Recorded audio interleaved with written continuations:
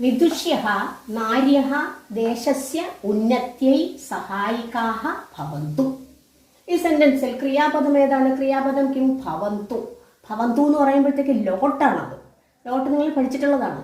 അതായത് ഭവന്തു ഭൂധാതുവാണ്. ഭൂധാതോഹോ പരസ്മൈപതി, പരസ്മൈപതി ലോട്ട് പ്രഥമ പുരുഷ ബഹുവചനമാണ്.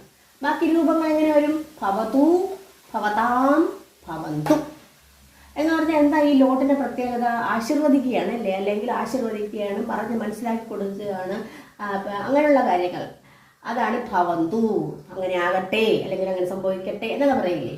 ഇനി ഭവന്തു സഹായിക്കാഹ ഭവന്തു. സഹായിക്ക, സഹായിക്കുന്നവർ, അതായത് ഉപകാരികൾ അല്ലെങ്കിൽ സഹായികൾ.